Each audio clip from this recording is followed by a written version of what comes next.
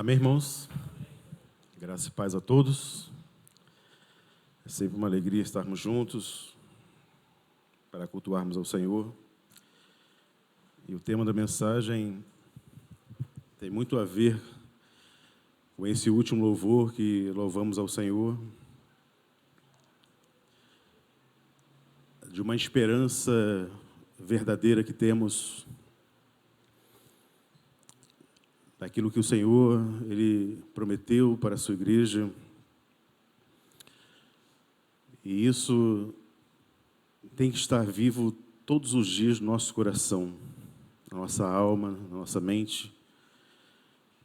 É um tema importante para os nossos dias. Obrigado. É um tema que fala da necessidade de vivermos uma vida na presença do Senhor antes que Ele venha. Vamos abrir o texto que está ali, 2 Tessalonicenses, capítulo 2, a partir do verso 1.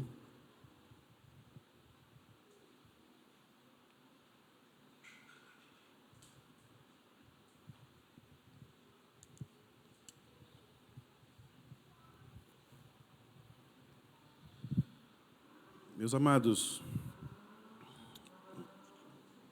vamos ler apenas o primeiro versículo e dar continuidade, depois discorrermos uns demais. Diz assim o primeiro versículo: Ora, irmãos, rogamo-vos pela vinda do nosso Senhor Jesus Cristo e pela nossa reunião com Ele. Amém? Podemos estar sentados? Bem, como já introduzimos bem o assunto desta noite, o que tem movido a igreja nessa última hora, o que move o nosso coração é a certeza que temos, muito clara, porque a palavra do Senhor, ela se desenrola de uma forma tão eficaz, tão natural para os nossos dias. E a grande bênção que o próprio Senhor Jesus Ele preparou para a sua igreja é exatamente essa: um novo céus, uma nova terra. No Evangelho de João, capítulo 14, o Senhor expressa muito bem isso: não se turbe o vosso coração, mas crede em Deus, crede também em mim. Na casa de meu Pai há muitas moradas. E quando nós lemos aqui as cartas de Paulo, nós sabemos muito bem, o apóstolo Paulo, um homem de Deus, um homem plantador de igreja, um homem que foi usado de uma forma muito tremenda nas mãos de Deus, um homem escolhido por Deus para a obra missionária.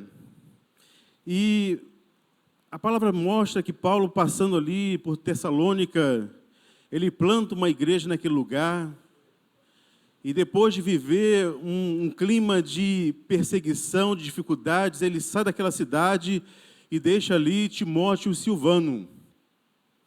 Logo após a partida do apóstolo Paulo daquela cidade, ele recebe a notícia, principalmente de Timóteo, dizendo que aquela igreja estava sendo bombardeada por algumas situações que se levantaram naqueles dias.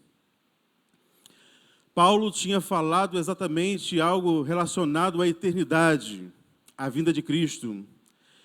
E por alguma situação contrária àqueles dias, por aqueles falsos profetas que existiam naquela época, eles desvirtuaram ou mudaram o contexto daquilo que Paulo tinha falado. Então Paulo, vendo aquela situação que estava acontecendo naquela igreja, e a preocupação de Paulo era que aqueles irmãos estavam entendendo a volta de Cristo de uma forma errada, a tal ponto, que eles até pararam de trabalhar porque eles entendiam que Jesus já estava às portas. Por outro lado, alguns também pensavam que Jesus Cristo já tinha vindo. E não era esse o contexto do apóstolo Paulo para aquela igreja. E diante dessas perseguições, e diante desses assuntos que foram levantados naquela igreja, alguns também novos convertidos, eles não estavam respeitando a autoridade espiritual. Muitas vezes a imoralidade ali, da influência grega naquela igreja, Então, aquela igreja estava vivendo algumas divisões internas muito sérias.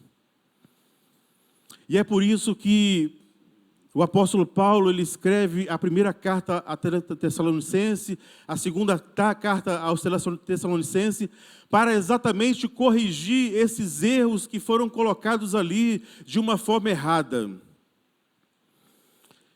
Meus amados, e isso para nós é um alerta para o nosso coração. Nós precisamos compreender a palavra do Senhor de uma forma completa.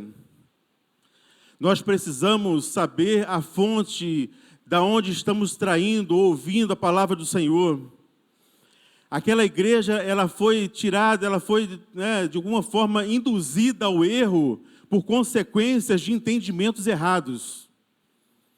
E é por isso que Paulo, através dessa carta, ele vai colocar um ponto final ali, dizendo o que estaria acontecendo e aquilo que Deus estaria realizando através daquela igreja e o propósito de Deus, que era a salvação do homem. Então a situação, muitas vezes hoje, meus amados, a situação do mundo atual hoje, as igrejas, elas atendem um mercado religioso. As pessoas só querem algo para esta vida, não estão preocupadas com a eternidade. E isso tem causado a secularização da igreja local. Muitos não querem um compromisso com a verdade. Quando se fala em eternidade, as pessoas não têm muito interesse. Elas querem saber apenas de uma cura, de algo para esta vida, de um bem material.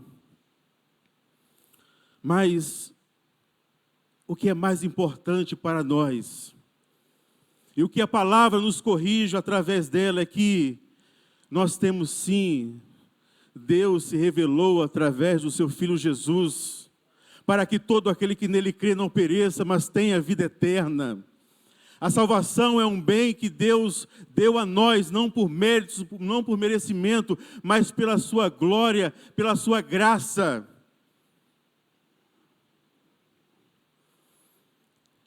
Se por outro lado, nós não podemos marcar data acerca da volta de Cristo, nós também, meus amados, não podemos fechar os olhos com relação aos sinais que estão acontecendo nos nossos dias.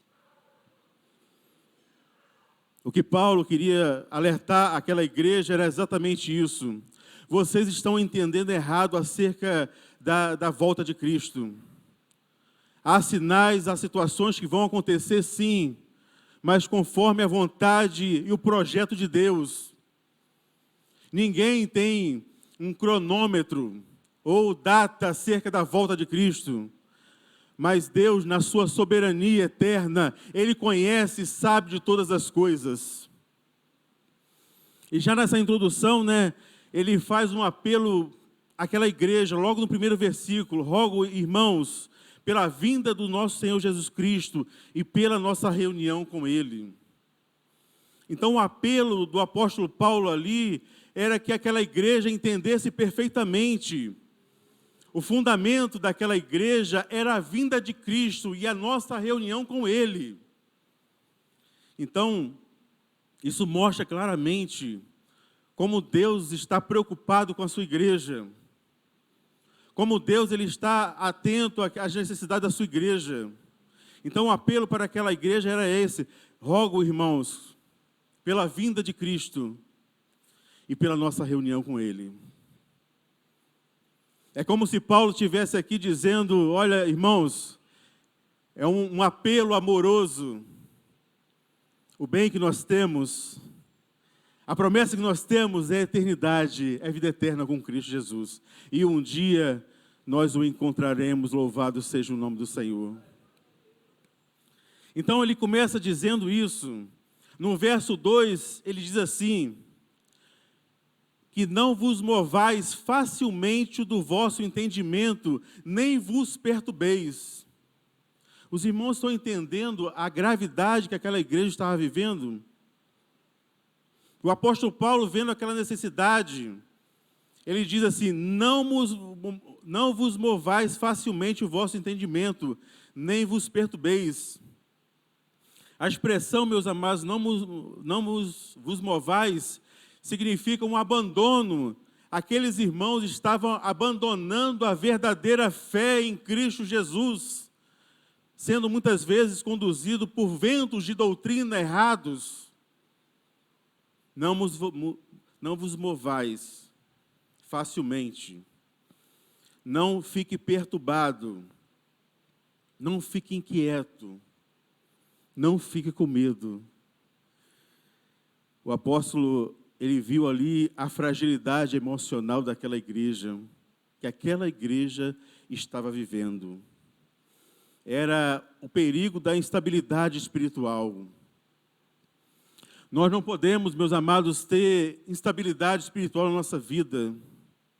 Nós não podemos nos mover facilmente, né? Não vos movais facilmente, não perca o vosso entendimento com relação à obra de Cristo, aquilo que Ele está realizando. E no verso 2 ainda, na segunda parte, diz assim, quer por fonte de espírito, quer por palavra, quer por epístola, como de nós, como se o dia de Cristo estivesse perto. Então o apóstolo Paulo aqui, ele está identificando a fonte daquela confusão que estava acontecendo naquela igreja. Ele fala assim, por algum espírito. E esse espírito aqui, meus amados, não é o Espírito Santo de Deus, mas é o espírito dos falsos profetas, das revelações não provadas. E ele fala também, quer por espírito, quer por palavra, ou melhor, ou ensinos contrários àquilo que ele tinha ensinado, ou por epístola, ou por cartas, muitas vezes atribuídas a Paulo. Então aquela igreja, ela precisava compreender que havia um perigo daquilo que eles estavam vivendo. E a fonte era um espírito do falso profeta, era ensinos contrários ou cartas falsamente atribuídas a Paulo. E o interessante, meus amados, que nem toda profecia ela vem de Deus, nem toda mensagem ela vem de Deus. É preciso julgar os espíritos, principalmente nos nossos dias. Se havia uma preocupação muito grande com o apóstolo Paulo com aquela igreja, os irmãos imaginam nos nossos dias a situação indo de mal a pior. É por isso que em João 4:1 diz assim, amados, não deis crédito a qualquer espírito, antes provai os espíritos que procedem de Deus, porque muitos falsos profetas têm saído pelo mundo afora. É a preocupação que Paulo tinha com a estabilidade daquela igreja. Era a fonte que eles estavam ouvindo, que não procediam de Deus. E no verso 3, diz assim,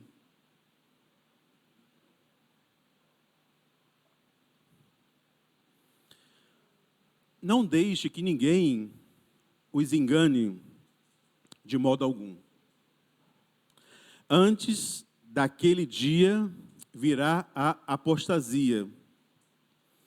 E então será revelado o homem do pecado e o filho da perdição.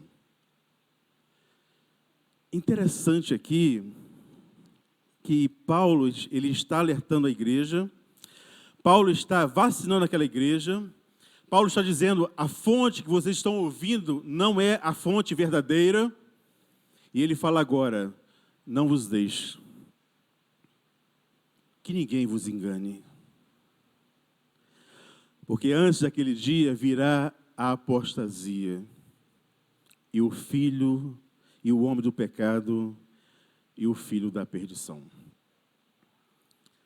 Aquele pensamento que aquela igreja tinha com relação à volta de Cristo, Paulo estava confirmando ali que antes da vinda de Cristo, aconteceriam fatos, e principalmente esses dois fatos que antecederiam a volta de Cristo.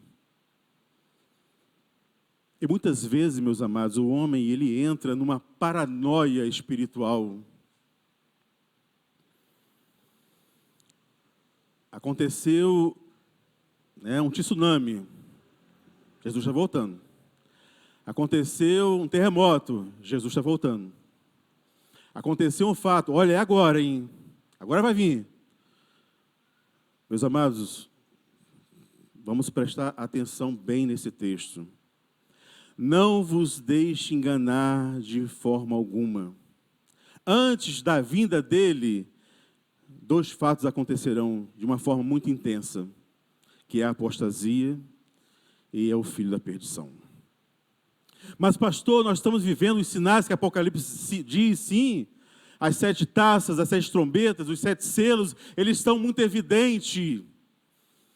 Isso é uma forma que Deus usa para que o homem se arrependa dos seus pecados.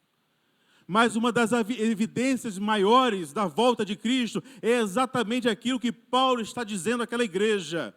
Antes daquele dia, haverá uma apostasia sobre toda a terra.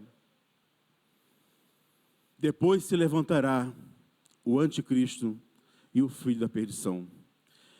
E o que significa, meus amados, apostasia? Apostasia significa queda, rebelião, revolta. No Novo Testamento é como se fosse um afastamento do Evangelho. E isso foi claramente dito pelo nosso Senhor Jesus em Mateus 24, que diz assim: naquele tempo muitos ficarão escandalizados, trairão e odiarão uns aos outros. E numerosos falsos profetas surgirão e enganarão a muitos. Devido ao aumento da maldade, o amor de muitos se esfriará. Mas aquele que perseverar até o fim, esse será salvo. Então, os sinais que antecedem a vinda de Cristo, que aquela igreja em Tessalônica tinha que ficar atenta, era esse. Enquanto não houver uma apostasia, e o homem do pecado, o filho da perdição, acalma o teu coração. Jesus, o nosso Deus, está no controle de todas as coisas. Ele conhece todas as coisas. Então, aparecerá também o homem do pecado, o filho da perdição. Interessante, meus amados, que existem aspectos do caráter do anticristo, que a própria palavra nos diz. Esse anticristo, esse filho da perdição, nós não entendemos, a palavra não diz que ele é o anticristo escatológico, não é um sistema, não é um grupo, mas a palavra diz, é um homem. É um homem que vai se levantar e vai querer ser igual a Deus, que vai se manifestar igual a Deus, que vai tomar o trono de Deus, que vai fazer sinais e maravilhas. É um homem. E qual o aspecto do caráter do anticristo? Primeiro, ele se opõe, ele se exalta e se proclama a si mesmo como Deus. Ele é o filho da perdição, ele é o iníquo. Então, são características dele.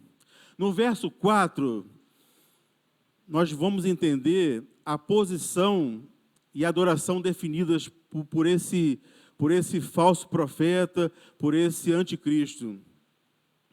Este se opõe e se exalta acima de tudo que se chama Deus, ou é objeto de adoração, a ponto de se assentar no santuário de Deus, proclamando a si mesmo como Deus.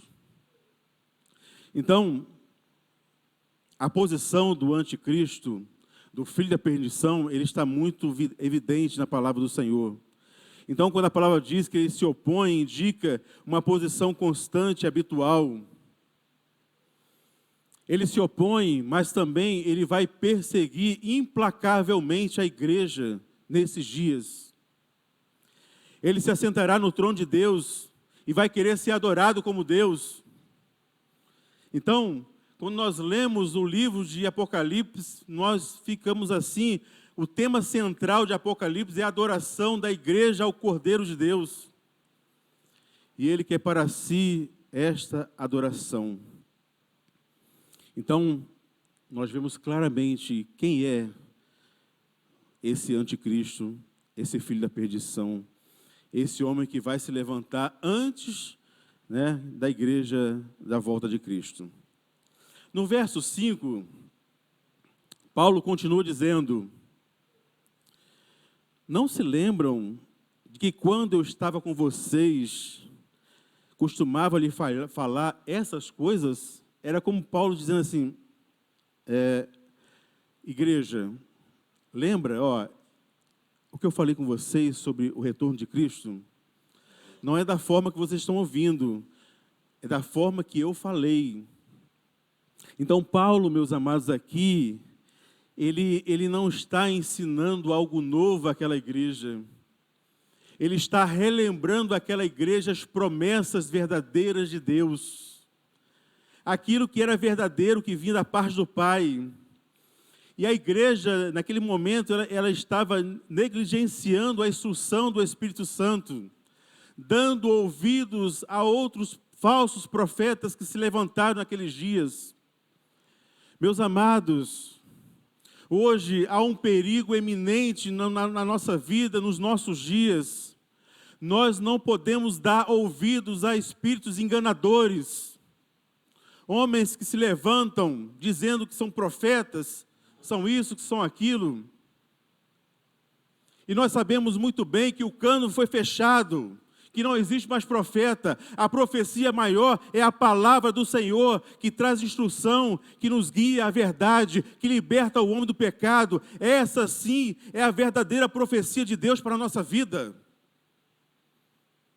Aquela igreja, ela estava esquecendo, Paulo diz, olha, vocês não se lembram daquilo que eu falei, que eu costumava falar com vocês? Isso mostra, meus amados, que a memória da igreja, ela fica fraca quando ela não se alimenta da palavra de Deus. Quando nós não nos alimentamos da palavra de Deus, nós nos tornamos presas fáceis a espíritos enganadores que tentam manipular a nossa fé e direcionar a nossa vida para uma outra situação que não é a de Cristo. Então Paulo diz, olha, eu estou relembrando a vocês o que eu falei. No verso 6 diz assim, e agora vocês sabem o que está detendo, para que ele seja revelado no seu devido tempo. O apóstolo Paulo aqui, ele está dizendo que há um poder restritivo de Deus. Alguém está detendo a manifestação completa do iníquo. Meus amados, aqui deixa muito claro que Deus, ele tem uma agenda e ela será cumprida conforme a sua vontade, o seu querer. Nada foge ao controle de Deus.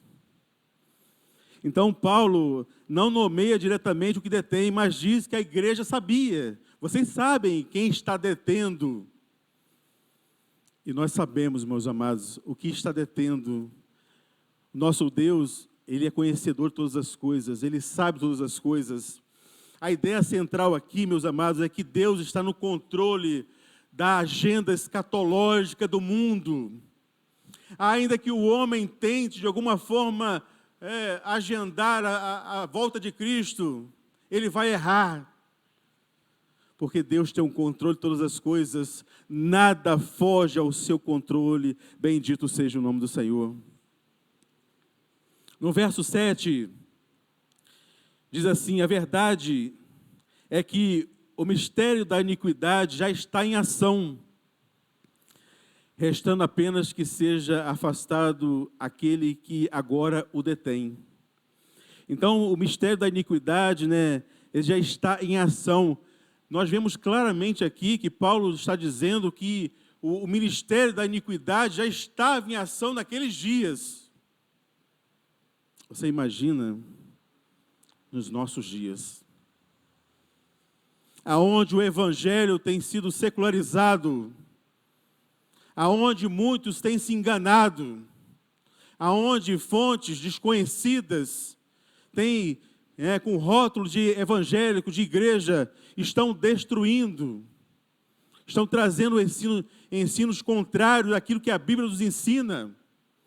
Então, Paulo está dizendo que já está em ação, porém, ele não age na sua plenitude, porque há um detentor, o próprio Deus.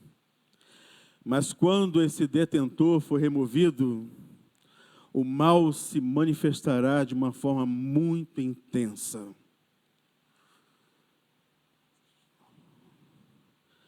O verso 8, eu vou deixar para o final.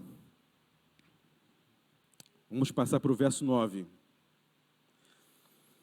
O verso 9 diz assim: a esse cuja vinda é segundo a eficácia de Satanás, com todo o poder e sinais e prodígios de mentira.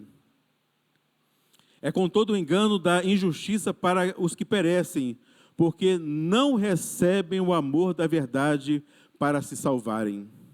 Então, Paulo está dizendo aqui que haverá uma eficácia da ação do anticristo quando ele se revelar. Ainda ele está preso, porque Deus ele conhece todas as coisas, no momento certo. A palavra diz, mas quando ele vier, ele vai trazer todo o engano, toda a injustiça, todos aqueles que não receberam o amor da verdade para se salvarem. Esse anticristo, ele vai virar com o poder de Satanás. Ele se manifestará com grandes milagres. Ele governará como em pessoa.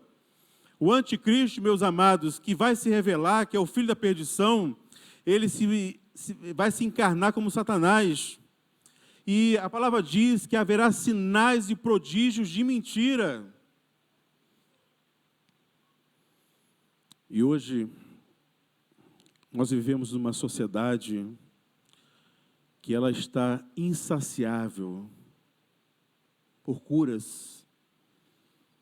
O homem, ele procura milagres, mas ele não procura arrependimento, mudança de vida. Ele não procura transformação por completo. As pessoas andam atrás de sinais, e essas pessoas serão facilmente enganadas pelo anticristo, meus amados. Muitas igrejas hoje, elas preparam, estão preparando o caminho para o anticristo. E o propósito de Deus sempre foi, meus amados, o propósito dos milagres de Deus foi sempre conduzir o homem à verdade. E o propósito dos milagres do anticristo, que está descrito aqui no verso 10, é conduzir ao homem ao engano e à injustiça. Então, nós sabemos muito bem quem está por trás disso. No verso 11 e 12, diz assim: por isso Deus lhe enviará a operação do erro, para que creiai na mentira,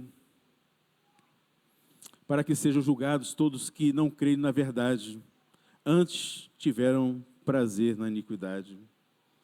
Interessante, nós vemos aqui que Deus, o texto fala dos seus seguidores, Deus aponta os seus seguidores. E o texto é muito claro e fala assim, e por isso Deus enviará a operação do erro. Meus amados, Deus, Ele conduz todas as coisas. Os seguidores do anticristo, eles não têm amor. Eles não se interessam pela verdade. Eles repudiam a verdade de Deus. Eles não dão crédito à verdade. eles serão julgados não pelo pecado da ignorância, mas pelo pecado da rejeição consciente da verdade. Eles se deleitam na injustiça, eles rejeitam a verdade, por isso que eles não querem compromisso com a verdade. Eles se deleitam naquilo que Deus provoca náuseas. Eles andam no caminho da morte. Os seus seguidores não querem compromisso com a verdade. Eles querem apenas aquilo que faça um bem para o coração do homem, para o momento. E para concluirmos aqui, no verso 8, pode projetar, é a consumação daquilo que está estabelecido por Deus. E então será revelado o iníquo, a quem o Senhor desfará pelo espírito da sua boca e aniquilará pelo esplendor da sua vinda. Meus amados, nós vivemos dias difíceis.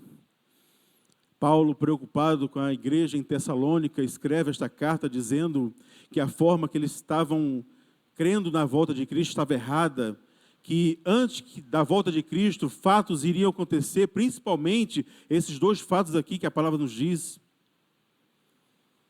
E nós vivemos dias difíceis, onde o evangelho, meus amados, tem sido chicoteado pelos homens.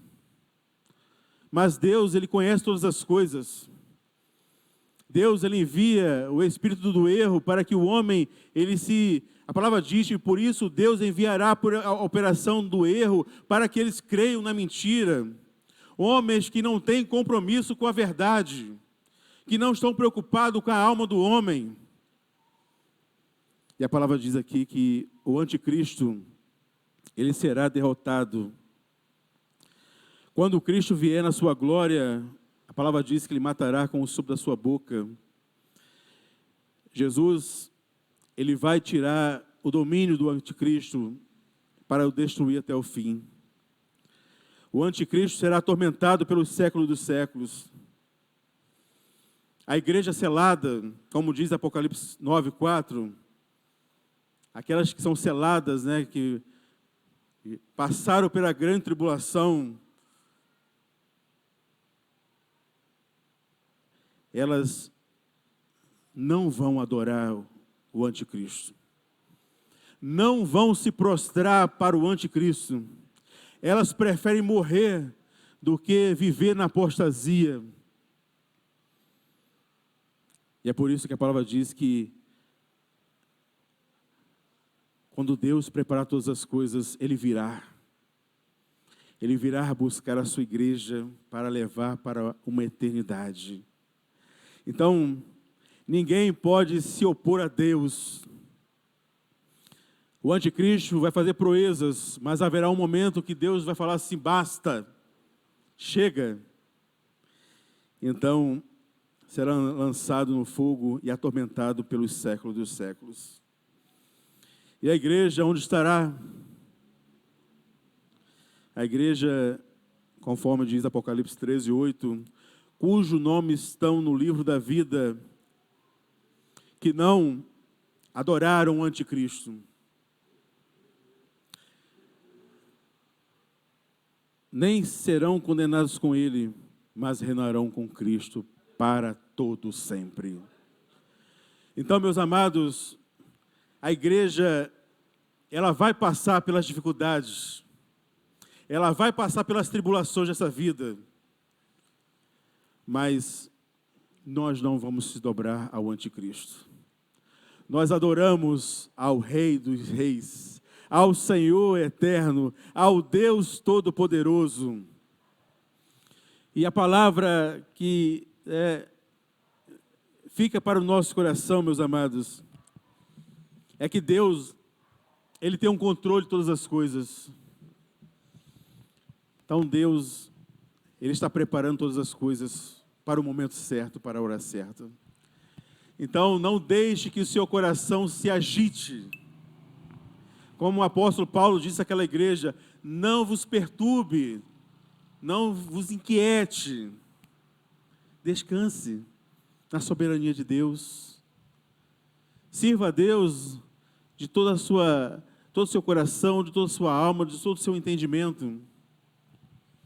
Como Sadraque, Mesaque e Abidnego não se dobraram diante do rei da Babilônia, onde todos se dobraram, eles falaram, não, nós não vamos se dobrar.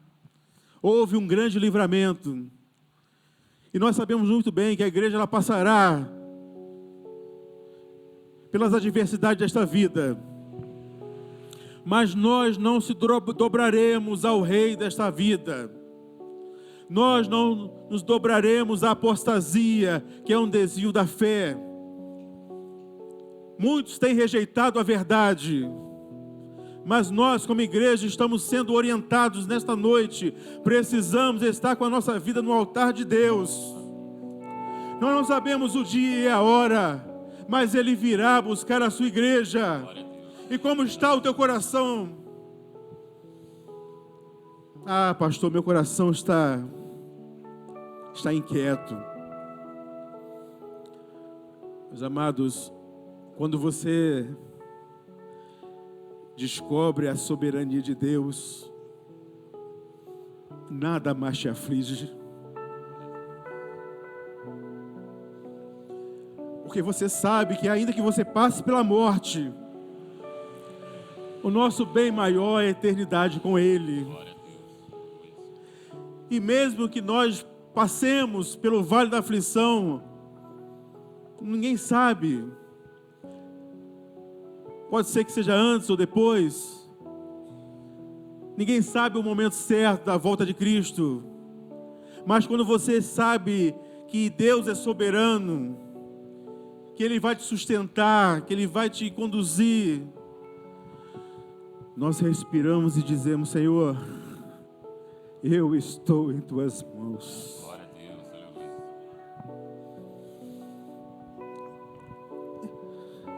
Eu estou em Tuas mãos. Não importa o que o falso profeta diz, o que a heresia está provocando nos nossos dias, eu sei que o meu Redentor vive e sobre fim Ele virá. Nós precisamos compreender isso, meus amados. Nós precisamos entender. Os sinais estão aí. Ah, pastor, mas estamos em qual trombeta? Eu não sei. Na sexta? Na quarta? Mas uma coisa eu sei.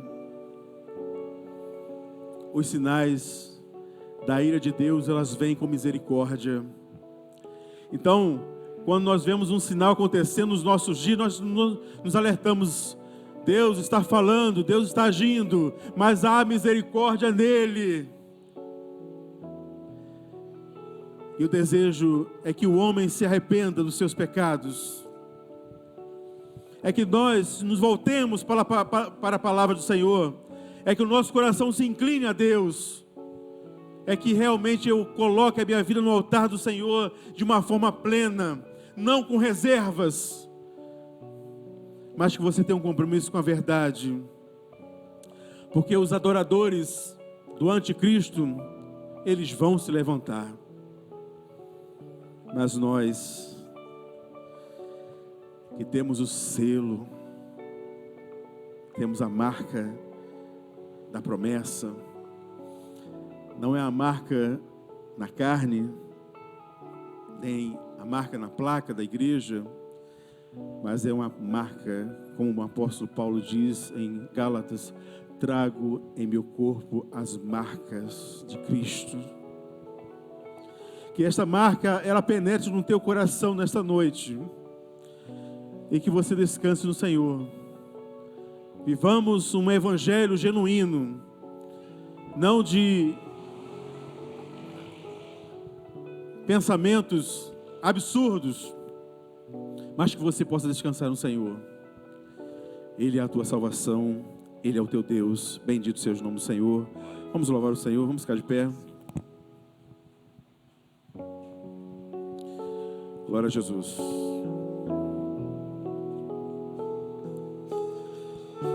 Coloque a sua vida na presença do Senhor. Glória a Deus. És adorado entre nós,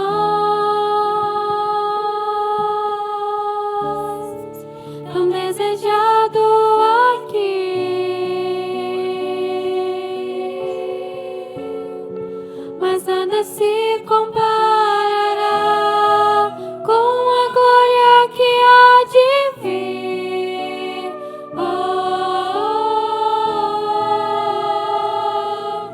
Eu não sou daqui, pra casa voltarei. Ele vem me buscar e com ele eu irei. Eu não sou daqui, pra casa voltarei. Ele vem me buscar e com ele eu irei.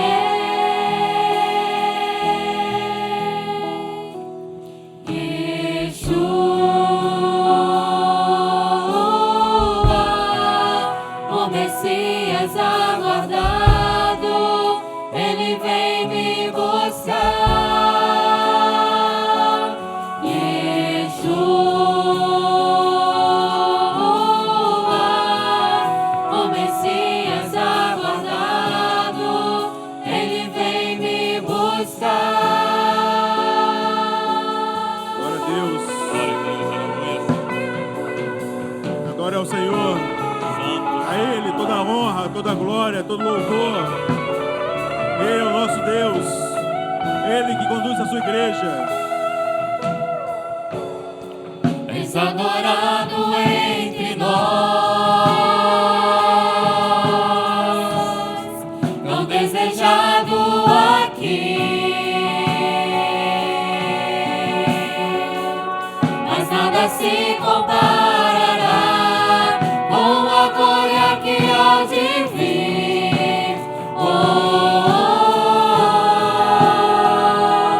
Eu não sou daqui, pra casa voltarei. Ele vem me buscar e com ele eu irei. Eu não sou daqui, pra casa voltarei. Ele vem me buscar e com ele eu irei.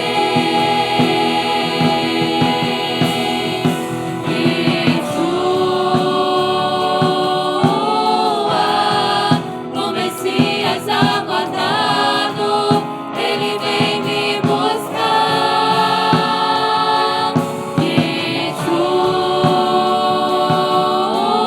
Yeshua, o Messias aguardado, ele vem me buscar. Em breve Jesus no céu vai aparecer, e todo joelho se dobrará, e toda língua confessará. Mas a igreja será arrebatada, num piscar de olhos acontecerá.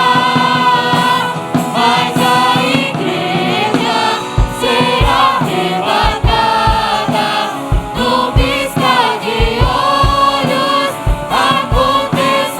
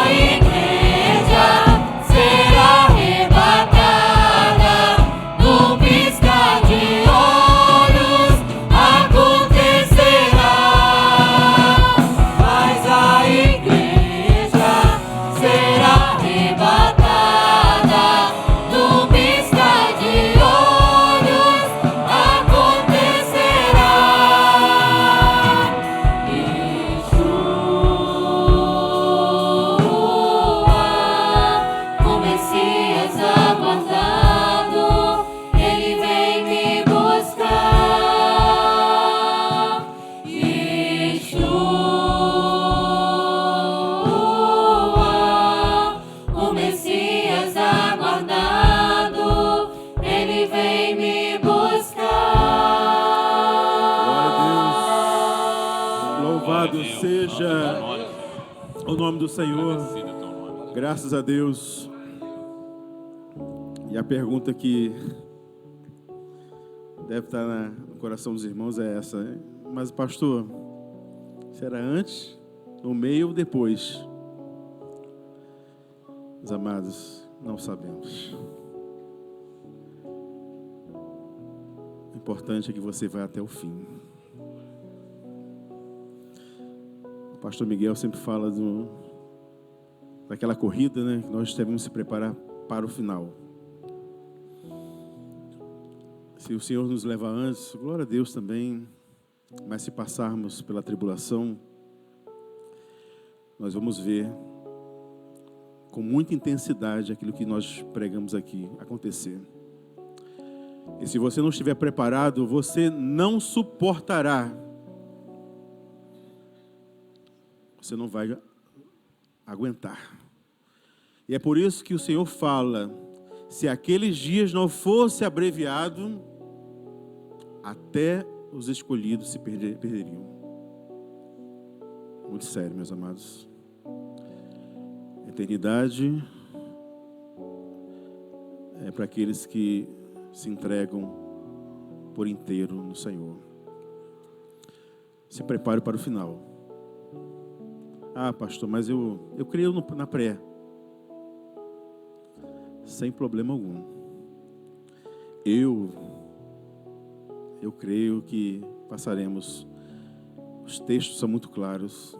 Depois daqueles dias, o selo, aprovação, tudo. Se prepare para o final. Então, que nosso coração esteja no Senhor. Não dê ouvidos a espíritos enganadores, a falsos profetas, a ensinos pervertidos, a heresias. Sejamos como os bereanos. Paulo falou, deixa eu ver se é isso mesmo.